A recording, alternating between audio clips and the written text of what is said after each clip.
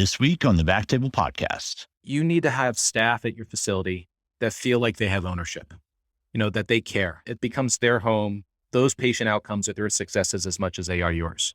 And I think where a lot of OBL operators and physician entrepreneurs can fail is they think those staff are interchangeable or replaceable. And really, anyone who can make a fire drill go away for you or avoid a headache before you have a headache is worth their weight in stone, because for all of us, time is our most critical resource.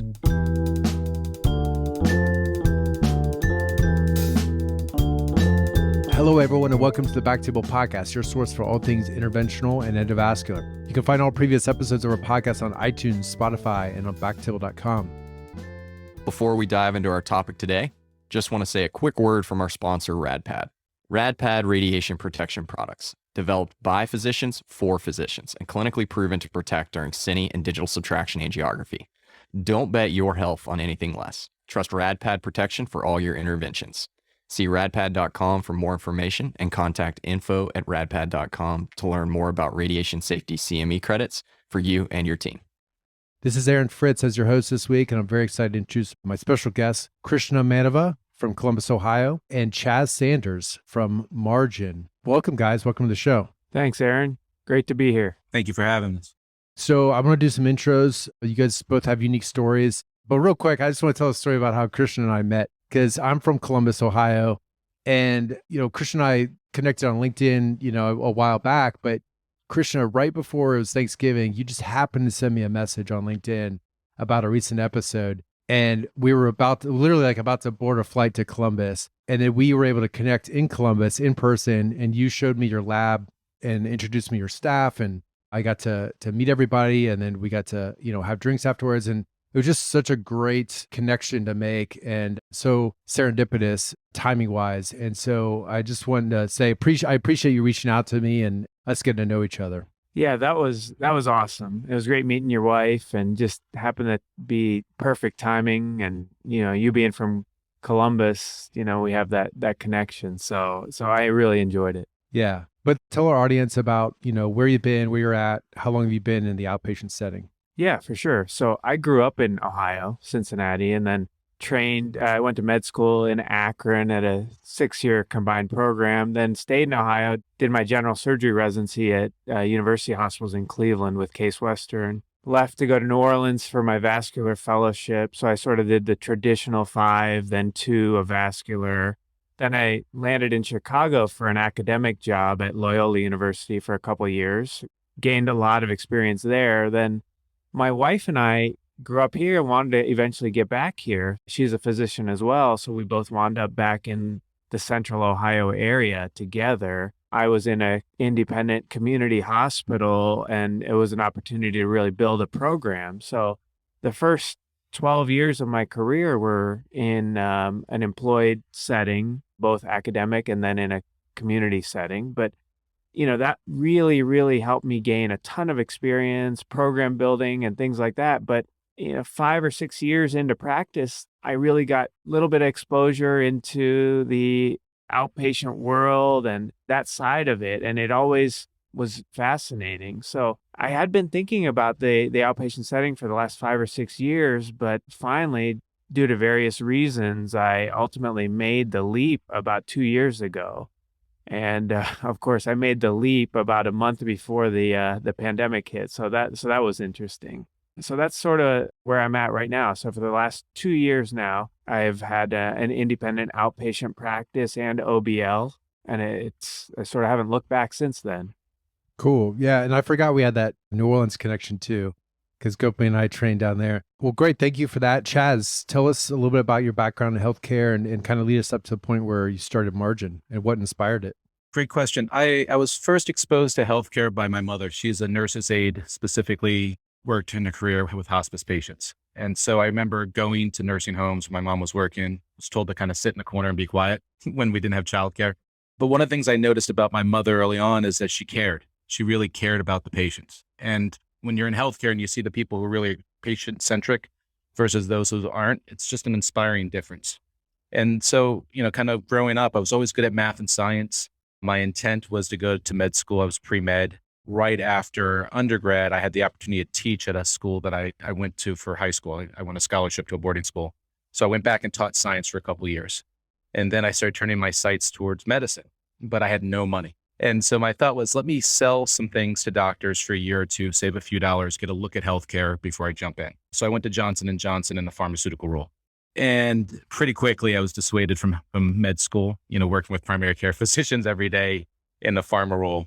And so I worked my way in the med device and kind of did the electrical carpentry and plumbing, if you will, pacemakers, AAA, orthopedic spine, worked my way up through the food chain and sales, and then shifted over to an internal role in marketing. That was at Zimmer Biomet, and worked my way all the way up to vice president of strategy for Zimmer Biomet, helping out with M&A activities and long-term growth plans. At that point, I was kind of losing my attraction to med device. And I was thinking about starting my own organization. I just finished an MBA at NYU and didn't know what was next and didn't know if I had the chops to start my own company at that point. And so I got recruited aggressively by DaVita to help run their Lifeline division, which is roughly, when I was there, 90 OBLs throughout the US and Puerto Rico.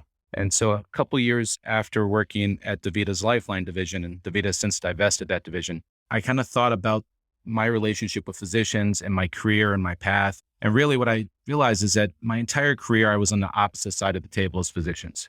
So I had great relationships, but I wasn't part of the team. I was always on the other team. And I wanted to figure out a way that I could start an organization where I can really, truly just benefit my customer, which is the physician, and contribute to healthcare in the US. And so that's kind of how we got into Margin. And it's been rewarding. I mean, my relationships with my customers are fantastic, very, very fulfilling. And I think we do our part to help deliver good care. All right. So we'll talk about the benefits of Margin later in the show as we dive into this content. But today we're going to talk about disposables for the OBL, getting all the supplies you need for patient care without overspending. But just some quick advice for those getting started with planning an OBL. And Krishna, you went through this recently. Like, where do you recommend they start with their research and business plan? Just 1,000-foot view. Like, what's a good place to start researching? Yeah, that's a great question. And I sort of bootstrapped this whole thing together. And the problem I learned with doing that was you start eliminating resources as far as people and advisors to help you. So besides talking to colleagues who have done it, and the numbers are very few, but I had a few close friends who have done it, gathered some advice, but then I met with several companies that help physicians start OBLs, ASCs, and then I wound up landing on the one that I went with for a number of reasons. But they said, look, do you know how to make a business plan? And for me, I was like, well, of course I do, but I really didn't. I just didn't want to sound stupid. But they're like, look, you need a business plan. I'm like, well, why? I'm going to be successful. I know my numbers. I know my volumes. This is going to be fine. I know the market. And they're like, well, you know that you need a business plan to get money. You need a business plan to, finance equipment. You need a business plan for a number of things, not just to justify you doing this. So they're like, let us help you with this. And not only that, but the business plan will provide sort of a guide for you to benchmark yourself and where you're at 3 months, a year, 5 years. So I really got a better understanding of why it's important. So my advisory firm that helped me start the practice and the OBL really helped me with that. And they were a great resource. So for me, I was not only starting an OBL, I was starting a new private practice simultaneously, which is a little different than some who already have a private practice. Yeah, I think we're all guilty at certain stages of that sort of fake it till you make it. You're used to being, the smart guy in the room, and you walk in and they're like, are you sure you know what you're doing? You're like, yeah, I could pull this off. But we're all scared inside. I mean, it is a scary thing. It's not just a regular business, it's a healthcare we were talking recently on another show about intelligent ignorance, and just not knowing what you don't know actually helps you kind of take that push forward. I'm sure you've seen it, Chaz, with a number of people starting OBLs. Do you have anything to add to that? Yeah, I think, unfortunately, it seems like the system in the US has always been that everyone's coming at the physician for everything, right? Everyone wants to sell you something. Everyone wants to get something from you. And it's really hard to determine when you're starting a project like this, what do you need to pay for? What do you not? How much control do you need to have? How much should you relinquish? And I think physicians, more than most entrepreneurs, have a hard time relinquishing control and letting other verticals in their organizations take the lead on things. And one of my advice is somebody kind of jumping into this space is embrace what you don't know, acknowledge it and make sure you can pinpoint it, but find someone that you can trust because there's so many services out there. Everyone's pitching something, right? But find someone you can trust and really tune in on the things that you don't know. You're going to make mistakes. There's so many nuances to open up a facility that you can't do everything perfect. It's just making sure you don't make a catastrophic mistake. That's going to limit your ability to be successful. Yeah. So recently we kind of talked with Mary Constantino and Goke Akawande on a recent episode about choosing your capital equipment, namely your imaging equipment. Today, we're going to jump more into like disposables. And so that was one, I kind of took a poll from prior guests and OBL owners out there to ask some questions. And one of the big questions Mary says she gets all the time is, what's the best approach to outfitting disposables for an OBL? And so why don't I start with Krishna? How did you start thinking about that? And then Chaz will kind of fill in with more information. Okay, yeah, this is great because it jumps off nicely from the business plan, actually. So when you look at outfitting the OBL from the disposable standpoint, you got to look at your case mix. You got to look at what you specialize in, what your core of your OBL, your practice, what it is. And if you understand that and define that, I think it helps you then decide, where to invest in supplies and do it in an organized fashion. Because it was daunting initially. I remember sitting at a brewery with, my lead tech and my director going through a list of everything we need from sheaths to wires, but we were shotgunning and not really. So then we took we backed up and looked at it again in a more structured fashion. And I looked at basic supplies from packs to meds to contrast. Then, we thought about more advanced specialized endovascular equipment, atherectomy devices, thrombectomy devices, things like that. And then things that are associated with it, like the IVUS tower, the portable ultrasound that you use in the room, radiation protection, even little things like the floor mats and music for the room, things like that. So when we started organizing it that way and going back to the heart of what we want to do, that helped. And then that's sort of where ultimately we crossed paths and got introduced to Chaz and what he offered. So the timing was really interesting with that. How did you learn about Chaz and margin? So, my advisory firm and I and my director, we were starting to look at how we're going to go to our vendors and industry partners and start building our inventory.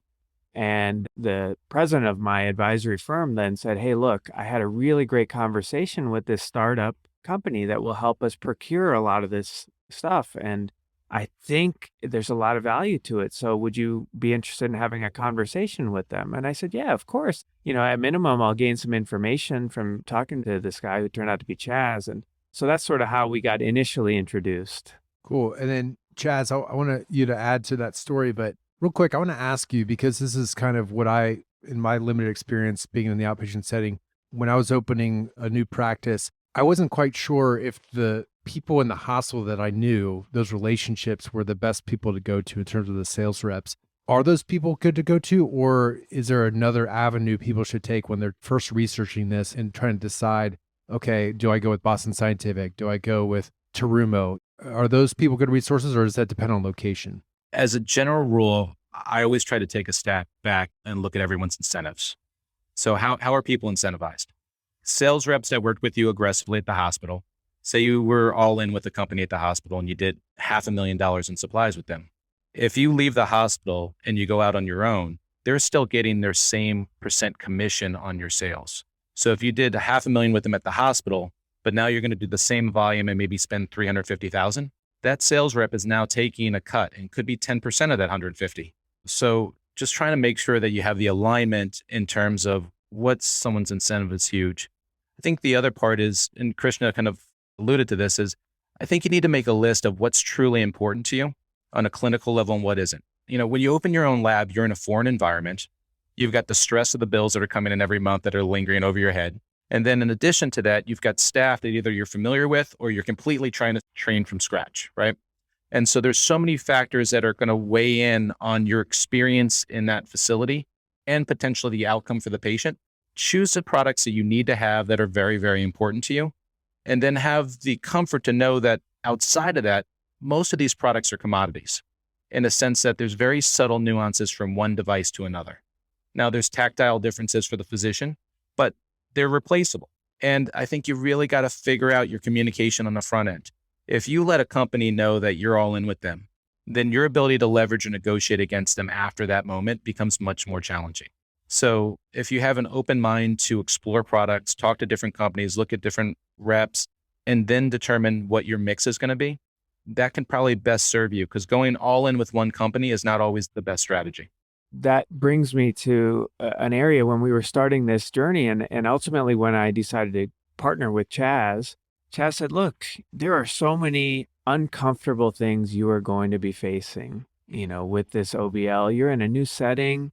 You're out of your comfort zone where you were in the hospital and you were sort of had everything at your disposal. So he said, let me give you some advice and take away from the supply standpoint any discomfort. So let's pick everything you want and not feel like you're forced or pigeonholed into a smaller assortment. So that was very reassuring and gave me a lot of confidence that I didn't have to worry about the supply piece. And I had every, whether it was one micropuncture sheath and a different vendor for a stent, so I had everything that I love to use. And then he said, later we can then peel things back and look at strategically what we use from a supply standpoint. So that helped a lot in the beginning. Yeah. And so another question from the audience was, what are the pros and cons of going with like an all-in-one package? For example, Symphony Suite versus picking and choosing vendors based on personal preference and, go piecemeal, which is kind of what sounds like you did, Krishna. I think Chaz has some opinions on this. Oh, you're going to defer on that one. Okay. First of all, for us, I have customers and partners that buy from every company in the industry. And so I'm agnostic of company. I'm here to support what the physician wants in terms of their products of choice and the price points that they're trying to get to. And I think that's great, is kind of taking away the personal piece and be a little bit agnostic. Every company now, and it's changed since Krishna opened up his facility a couple of years ago, every company now is aligned with somebody. So if you want to buy a Siemens C-arm, you can negotiate additional rebates on top of your fixed prices with a few different vendors. Same for GE, same for Philips, et cetera. Philips is a little bit different because they really focus on putting an OBL together on a structural level for capital equipment. And their portfolio of disposables is not as varied as, say, a Medtronic or a Boston Sci or Cook or Cordis. They're a little bit more myopic in terms of atherectomy, some balloons, et cetera. I think the C-arm piece is a really personal piece. I have some physicians who would never use Philips and some physicians who will swear by Philips. And the same thing for GE, Siemens, et cetera. And so you've got to have a piece of equipment that financially is responsible, because there's could be a delta of a few $100,000 on a piece of capital equipment. And that delta could be the difference between profitability in 12 months or profitability in 18 or 20. And so figuring out what you want that's going to give you comfort and then trying to figure out what's aligned with it. I do this exercise with physician entrepreneurs, and Krishna and I did this, is we put down all of his wish lists, and then we started to separate into buckets. Well, if you want this, then you should probably buy this from that company as well, to give them a little bit more market share, to give you a little bit more leverage. And we started building kind of like a Venn diagram to see where there was overlaps in different categories. And once you take that pragmatic approach, things fall into columns and they fall into categories, and your vendors become very evident to you. But I would say that if you are 100% diehard Boston Sci doctor, then leverage Boston Sci to get everything that you want from them. But there's very few physicians today that are 100% aligned to any one company. It's not like it was 10, 15, 20 years ago. And the reason why is supply chain, recalls, back orders. I mean, if we just look at venous stenting, a year ago, we had 4 or 5 stents on the market. Now we have 1, maybe 2, if you can get your hands on them. And so you have to have that flexibility. And if you go all in with somebody, at some point, you're going to kind of get burned. So do you give up on, let's talk a little bit about negotiating, right? I think some people think, well, if you go in all in on one company, you have a little bit more leverage to negotiate. Whereas if you go piecemeal and involve multiple companies, you kind of lose that a little bit. Is that true, or is that just kind of like an urban myth? I think there's a little bit of truth. And you also have to understand that every management team in every region of the company may treat their region differently than their equivalent VP in another part of the country. And so there's that human element. My general recommendation, and Krishna, I think it was consistent when you started, and hopefully it's consistent today, is that let's be respectful. If you have a rep come in to visit your lab and offer you support, let's just not bring them in for that one $9 item. Give them enough market share where they're committed to you and they're invested in your success, but also, have a variance or diversity of vendors to ensure that you're getting great support from a lot of different people. Some companies and manufacturers are much better at marketing campaigns for your center. Some are much better in clinical support. Some have great shipping costs. Some have miserable shipping costs. And so you have to find that right balance. And it's really not a one size fit all formula. It's kind of beautiful how it all evolves over time. And there are times that you might decide, hey, I'm going to pay up. I want this balloon. I know that it's $10 a balloon more expensive than these two competitors, but that balloon in my hand is going to give the best outcome and I'm going to go with it. And then we figure out where can we peel back some costs in other areas. Is that a fair assessment, Krishna? Yeah, I think that's great. You covered a lot there. One thing that I really appreciate is I had established over years good relationships with a lot of our vendors and industry partners. And a lot of us do. We are friends with some of these folks. We go out with them. It's a natural sort of relationship. But I didn't want that to become difficult when I started the OBL and suddenly I'm the head of the business. It's not the hospital making purchasing decisions. It's me. And so having a resource or a bad cop to help me negotiate and eliminate that dynamic, that awkwardness from my relationship with the vendors who really provide a lot of clinical partnership. And Chaz has other stuff too, like marketing and practice building stuff. So that was nice to have that off my plate and keep my relationship with these folks at a high level. Aaron, the one piece that I would add is that if you were very transparent on the front end, meaning, hey, this is where I think I can use your products. This is where I want to go with you. And we can reevaluate in 6 months, but this is your space. You're safe here. I want support. I want you to be here. I need the product on time. I want it to be safe and reliable for my patients. That level of transparency in the front end takes out a lot of the politics and the headaches amongst organizations and reps and companies, because you're very clear, like, hey, I'm going to use you in this space. I need the next 6 months to a year to get my feet underneath me, and then start showing me some other things when it's organic and an appropriate time to do so. For me, I think that's been the best formula for physicians out there, is just having those candid conversations or having someone on your team have those candid conversations, because then people know where they stand. Yeah. I mean, I like the idea of that, is just like taking that direct interaction, which can be awkward, out of your bandwidth, right, Krishna? Because like I've been in that position and there's a lot, especially in competitive markets, I'm sure Columbus is, but Dallas as well, where these reps they're rotating through all the OBLs in town, and they're also spreading information around town about what everybody's up to and stuff and like that. And so I think a degree of, you want them to be there for support, but just having a degree of separation where the negotiating and all that stuff is kind of out of your hands, I think would be helpful. Another thing to jump off of that is I didn't know what's best pricing on stuff. And being a small one-man show OBL in Columbus, I don't know if I'm truly getting a great deal on a stent. So having exposure to understand that there's pricing variations, but just to know that, hey, I am getting a good deal, and having a resource like Chaz tell me, that, hey, we just got an awesome deal on this atherectomy device, that for me was very reassuring.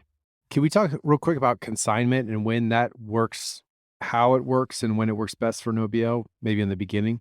I can touch a little on it, and I think Chaz can expand on that. But for what we have in our OBL, we obviously try to consign everything we can, but the majority of items that we have on consignment are balloons, stents, including covered stents. But what we don't have on consignment are things like guide wires, atherectomy devices, IVUS catheters. And, so that's sort of the breakdown of what we have on consignment and what we don't. So, Chaz, I don't know if you want to take that further. Yeah, every company has different programs, and some companies will put everything on a shelf for you. But that is actually kind of sometimes more of a penalty than a gift, because if you get consigned a box of 5 wires, now you have to worry about, do you own these wires? Do you not own these wires? Do you have the box to return them if you needed to? Do you have all 5? Do you have 4 of the 5, right? And so As a general rule, almost every company out there will consign their stents and balloons. So the things that you need a really wide range on, and that's the other part of this is, for someone to open up an OBL, realize that you may not have all the size options that you had at the hospital because you don't have the storage rooms that the hospitals have for 50 sizes of balloons. However, for the things that you need a selection, that's usually what's consigned. So stents and balloons are always consigned. The things that are pretty focalized in terms of, hey, this is the one device for this, those are the things you're going to buy. But I think as physicians are looking at this, there are 3 or 4 programs out there that companies rely on: consignment, rebates, bundles, and bulk. And each one of them has both their kind of attractive elements and their handcuffs or hooks, if you will. And being careful because, for me, I don't love bundles and I don't love rebates. And because I think they communicate things that are not great for the physician. So what a bundle says is, hey, doc, I know you really want to use product A, but the only way I'm going to give you an amazing price on it is if you use product B and C as well. And you may not want to use those 2 other products, but in order to maximize the cost, you might bundle those products together. I think that kind of takes away from physician choice and ultimately patient care. Rebates are another thing. Hey, I hear the volume you're going to give me, but I don't believe you. So once you actually get to 100 units a year, I'll give you a check back on everything you should have paid less on from beginning. And so for me, as we work with companies throughout the industry, finding more transparent communication without these hooks or these special programs, I think are really critical. Consignment is a great way for you to get a full supply of product without paying for it. But every company has different policies on whether or not something expires under your watch. How often do you have to let the rep into the lab to count the equipment? All those sort of things are nuanced and can detract from a program if they're not managed the right way. Yeah. Well, thank you for that, guys. We're going to switch gears slightly here and just talk about supply chain issues. A question from the audience was, how are current supply chain issues in other industries also affecting healthcare? For example, going to the grocery store, price of eggs and milk, everything's going up. They claim it's from supply chain issues, but I saw oftentimes there would be lidocaine shortages in the outpatient space. What are these issues for the OBL owner, and what solutions have you found? This is interesting. I had a long conversation with my director of operations, Kristen, and a word of advice for everyone in my position: having a Kristen with you is absolutely essential, because a company like Margin is on the periphery, but you need that person in your corner, in your office, that really understands, because the supply chain starts anywhere from the manufacturing of this product till ultimately all the steps until it gets to the patient. And there's a lot of steps I've learned, and especially with the pandemic where things can fall through. And we've got some stories where Kristen really helped me without me even knowing, things that she has done to fix problems on the fly. And we can touch on some of those. But yeah, Chaz, I don't know if you want to weigh in on, non-medical versus medical and supply chain issues. Of course. Before I do, Kristen's absolutely the best. And to piggyback on what Krishna just said, you need to have staff at your facility that feel like they have ownership, that they care. It becomes their home. Those patient outcomes are their successes as much as they are yours. And I think where a lot of OBL operators and physician entrepreneurs can fail is they think those staff are interchangeable or replaceable. And really, anyone who can make a fire drill go away for you or avoid a headache before you have a headache is worth their weight in stone, because for all of us, time is our most critical resource. And if you think about a fire drill at an OBL, say a backorder or recall, a minor recall could eat up 2 or 3 hours of staff time among 2 or 3 different shareholders in that organization. And so being able to kind of mitigate that risk by having great staff is crazy, crazy important. As far as a question on supply chain, it's bad. I went and grabbed a vitamin water before our talk today.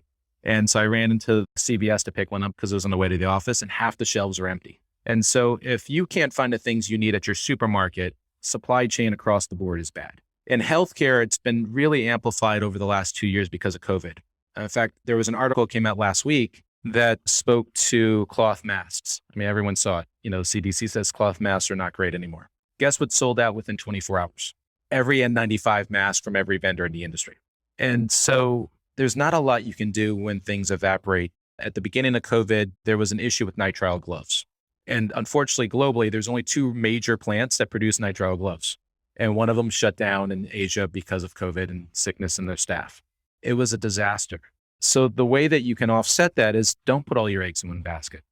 If you are a Medline only med-surg nursing supply customer, open up an account with a Henry Schein or a McKesson, because the more opportunities you have to buy product, the safer you are.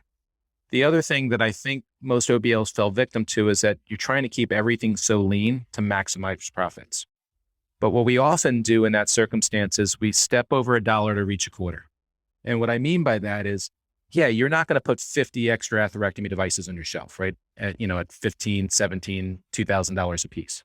However, maybe you should buy an extra case of lidocaine for $150 and have it there, because you don't want a $10,000 procedure get canceled over a $13 vial.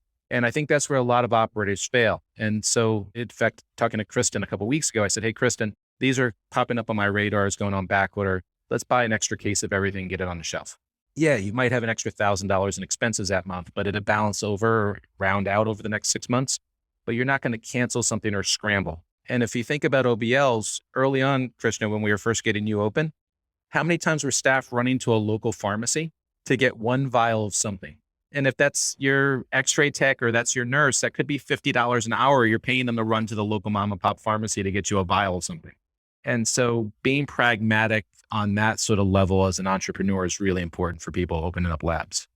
Well, it's interesting. Just this past Friday, we were ordering lunch at the office. We put an order in Chipotle and we called them and they said, well, sorry guys, we're out of meat. And I'm like, well, wait, Chipotle is out of meat? I'm like, so, that just kills the entire operation for a day. So to have the fundamental ingredients of your day-to-day work in the OBL, like lidocaine, like contrast, things like that, just have to stay ahead of. Yeah, surgical gloves. You're better off throwing something away than having to cancel a surgery to have something. Well, that's helpful advice. And so, Chaz, on that, how do you stay attuned to these supply chain shortages? Is there some magical website that you go to that tells you all these answers? No, a big part of it now is scale. Krishna was actually my second center. And so 2 years ago, I just opened, I had a nice smile and a good talking point and barely a technology that worked, right? We now have almost 40 facilities in 12 states. And so coast to coast, if I hear about a backorder in one part of the country, I'm already ahead of it and talking to my customers across the rest of the country.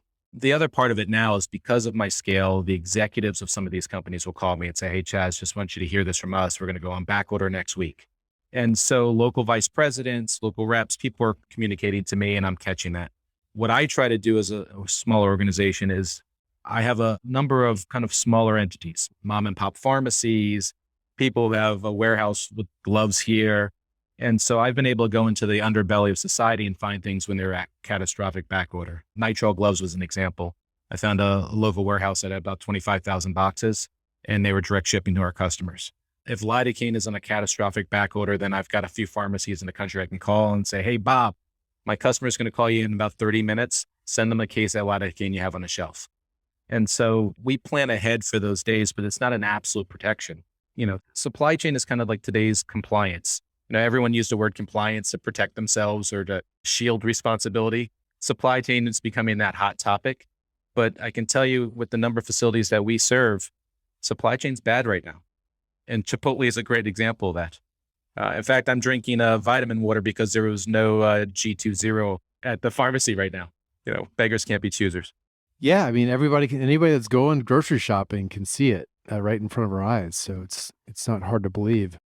So this is another question from the audience from Franklin Yao here in Dallas. We're seeing these MSOs form for shared resources in Bain clinics like Chris Bittman's. Are there any similar projects out there for OBLs to help the independent guys? That's an interesting question with the timing. And I have been actually having some early discussions with a startup MSO that's purely in the endovascular world, looking at endovascular practices with OBLs. There's several advantages, and you guys have a whole episode dedicated to MSOs, but the endovascular and vascular world is now a very hot area for a lot of these. So I have been having some early discussions, and one of the offerings of joining an MSO I'm learning is really helping you with sourcing of supplies and getting better pricing on supplies. So for me, supplies are my biggest outflow bucket for my practice. If I'm running a 52 to 55% overhead for my practice, for me, 37% of that outflow is supplies. So if joining an MSO can save me significantly there, it's something I take seriously. Chaz, anything to add to that?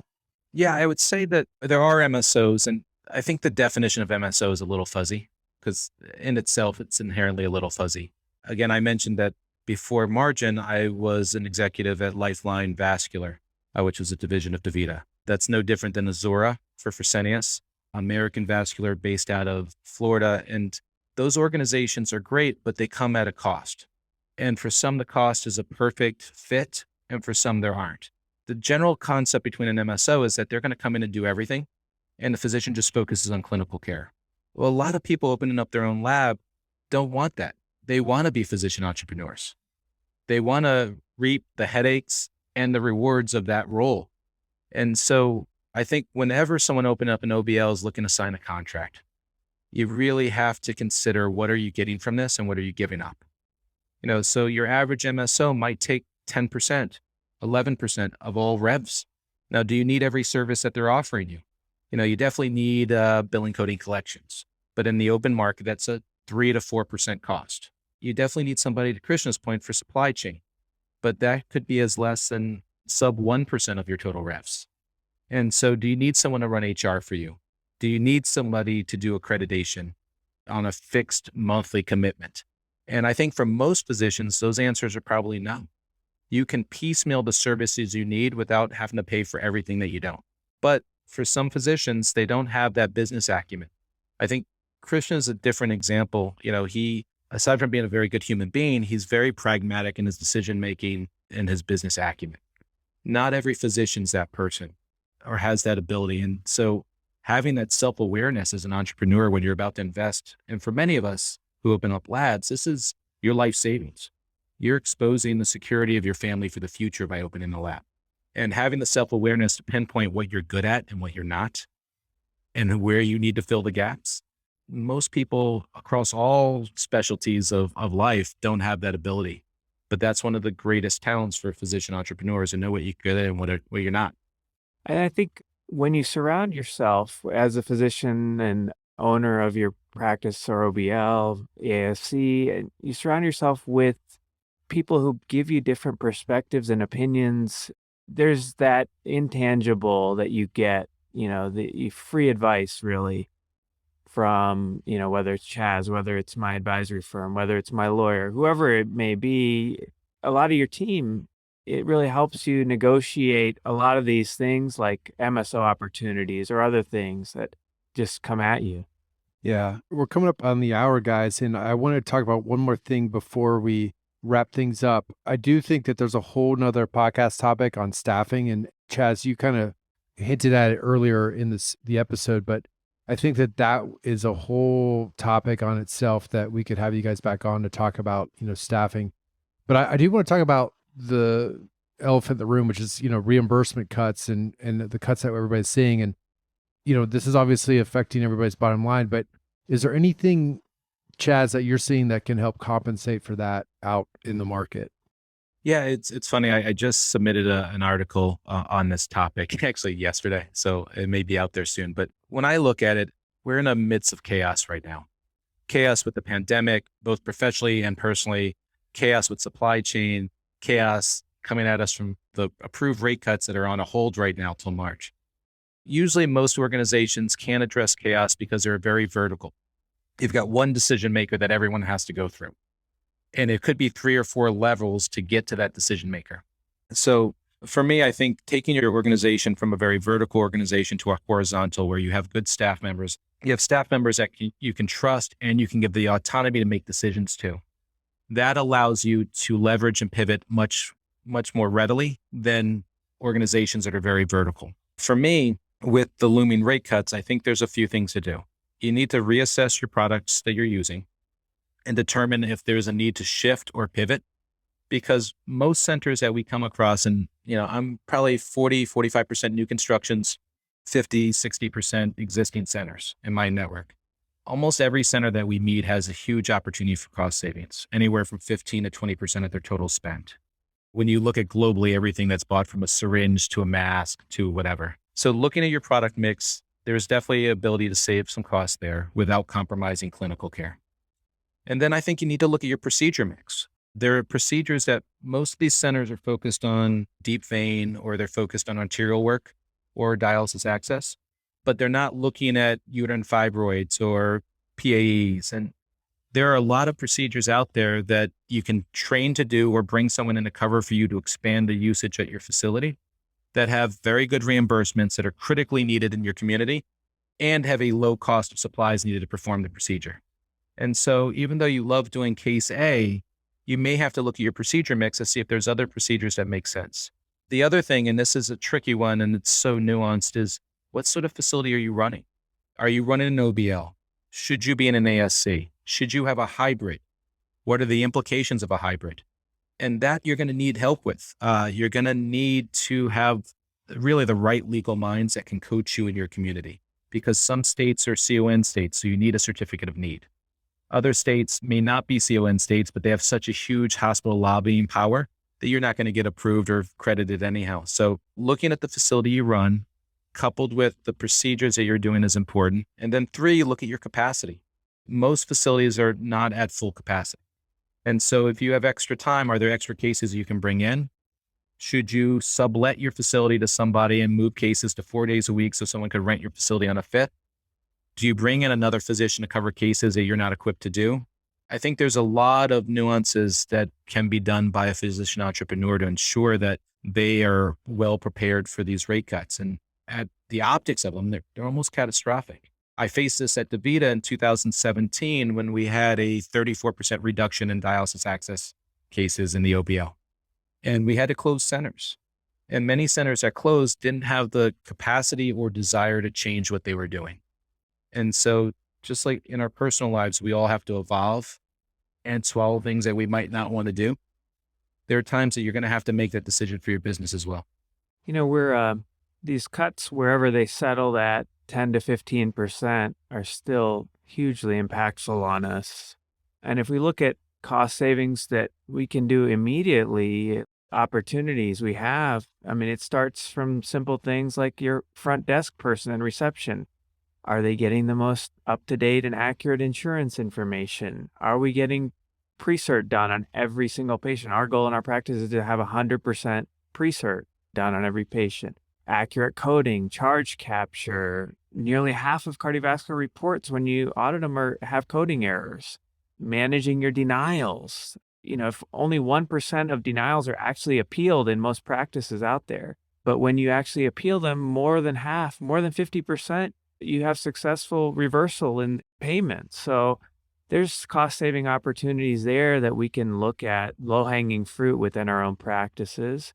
And then there's tons of intra-procedural cost savings. This is almost another show, is, what are all the little tricks and pearls that we've all gained and learned just in day-to-day procedural, whether it's using an 18-gauge angiocatheter instead of a micropuncture sheath on cases. Tons of little stuff where we can chip away to neutralize a lot of these cuts that we're dealing with. The other thing I'd add, Aaron, is, what resources are you already paying for? I know so many OBL owners that will hire outside local marketing people. And in some circumstances, it makes sense. But from my opinion, you've got a clinical team that is passionate and stands with you every day in the lab, seeing you perform cases. So if you can offset some of their responsibilities and give them a list of 1 or 2 referring offices to hit on their way home, drop off your own brochure and talk nurse to nurse, rad tech to physician, whatever. If you have those clinical members that are part of your team that you trust represent you, they're always going to speak more highly of you than some random marketing person that you're going to hire in a local community. And those are huge, huge revenue streams. Yeah, and they're probably better on social media too. You just give them an Instagram account and say, hey, put some pictures out there of our smiling faces. And, that sort of thing I've seen too. People getting creative with social media. TikTok? Yeah, put some dance videos together. Yeah. But what's cool, Chaz, and you kind of alluded to this, and Krishna and I have talked about it, is what's really neat to see out there is IRs, vascular surgeons, cardiologists teaming up under the same practice, right? To build out that diversity of cases so that you kind of, it builds that insurance that, okay, they might cut over here, but we're still good over here. And we all work together to build the practice. And so like, for example, Blake Parsons and Jim Melton's practice, it seems like they've done really well in that sense, but, building out the diversity of cases that they bring in. So, I was joking with Krishna about his next hire should be an interventional radiologist, which would be cool to see. Aaron, Columbus is a little bit cooler of a city than Dallas. So, there's always opportunity. I know it is. There's season tickets to the Buckeyes that I could always pick up. But along that note, when I'm transitioning to phase 2, as my practice continues to grow, and Chaz touched on this, is, having a hybrid or having an ASC or an OBL or what direction. And for me, the way I'm going is I'm going to try to pull off both, have a multi-specialty ASC next door to my single specialty OBL that's part of my practice. That way, I'm hoping I can decide what's the best location, the best site of service for me from an efficiency standpoint, from a reimbursement standpoint, from a patient safety standpoint. And if we can pull it off next door to each other, then that leaves us a lot of flexibility down the road. So I'll let you know if I pull it off and if it works. It's definitely going to work and you're going to pull it off. But I think one of the things that's been most confusing to me in my career in healthcare has been just physicians playing together in the same sandbox. And for whatever rhyme or reason, this kind of niche of the world, it's just hard to get physicians who are of different specialties to partner and look at it together. And I think one of the problems that I hear all the time from people is that everyone kind of takes a look and figures out what they're giving up as opposed to what they're gaining. And if you put so much emphasis on what you're giving up as opposed to what the benefit is, that's the challenge that we have in healthcare, is everyone's worried about what are we giving up? And it's really, for most partnerships, 1 + 1 should equal 3. And we don't see that sort of mentality of how do I go into this where I'm contributing and I'm getting something out of it. And yes, I'm giving something up, but I'm happy about the reward as opposed to the spoils. And I hope, as we see more and more successful ventures between multi-specialty facilities, I hope it becomes more of the norm than kind of the one-off kind of Moby Dick scenario that exists out there. Well, guys, thank you so much. I think that's a great place to end it. I wanted to thank our audience questions that came from some other OBL owners out there, Brett Weichman, Mary Constantino, Franklin Yao, Tim Yates. Thank you guys for submitting questions. And again, lots more to talk about here. We could probably do a whole nother episode on supply chain issues. Definitely want to do an episode with you guys on staffing, because that was definitely an issue that I had in the outpatient setting. So I'm just going to send the invitation now for you guys to bring you back here shortly. Thanks again, guys. Thanks, Aaron. Thanks, Chaz. Hey guys, this was a fantastic opportunity. Thank you for letting me be a part of it. Thank you so much for listening. If you haven't already, make sure to subscribe, rate the podcast 5 stars, and share with a friend. If you have any questions or comments, direct message us at @_BackTable on Instagram, Twitter, or LinkedIn. BackTable is produced and hosted by myself, Aaron Fritts, and co-hosts Chris Beck, Sabine Dond, Michael Barraza, Brian Hartley. Our audio team lead is Kieran Gannon, with support from Caleb Hodson. and Ness Smith-Savadoff. Design and digital marketing led by Brian Schmitz, with support from Zubi Sayed, Article and transcript support by Taylor Robinson, and Delaney Aguilar. social media and PR by Ann Dang, And newsletter by Lauren Fang. Intro and extra music is Ripperoo by Skeptic Moon. Find us on Spotify or at local live music venues in New Orleans, Louisiana. Thanks again for listening, and see you next week.